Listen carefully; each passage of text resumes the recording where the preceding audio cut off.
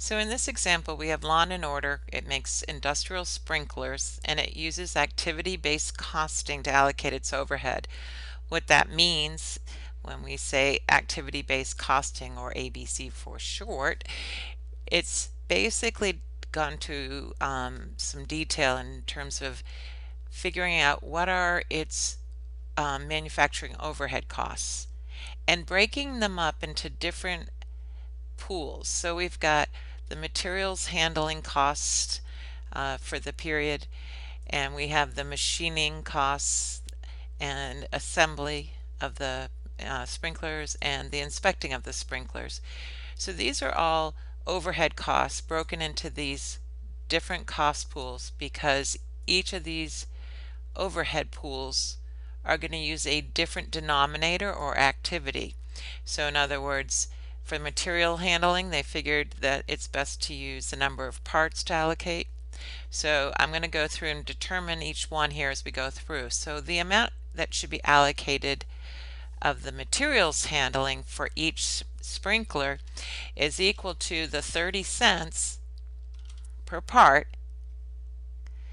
but we have to remember here that it takes 6 parts for each sprinkler.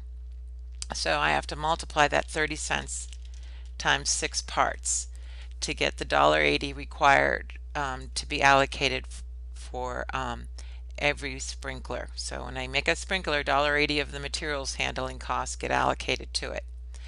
The next one is the machining costs, and $1.50 gets allocated for every hour of machine use. Well, if we look here, it says in the description here that it requires 1 hour to produce one sprinkler. So this is simply the $1.50. As far as the assembly, it's number of parts again like this one, so it's 50 cents per part, and since there are 6 parts to this, we'd multiply that by 6 so that each sprinkler should have $3 allocated to it for the assembly. And lastly is the inspecting of each of the sprinklers, and it's 10 cents per sprinkler here, so per finished unit, so it's simply 10 cents. So what is our total allocated overhead for the sprinkler? It's the sum of each of these.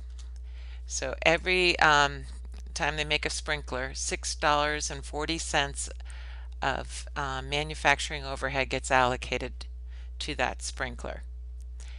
Again, this is better than a single overhead rate where you just lump these all together and use, let's say, machine hours or some method. This results in better accuracy of your costs of your sprinklers.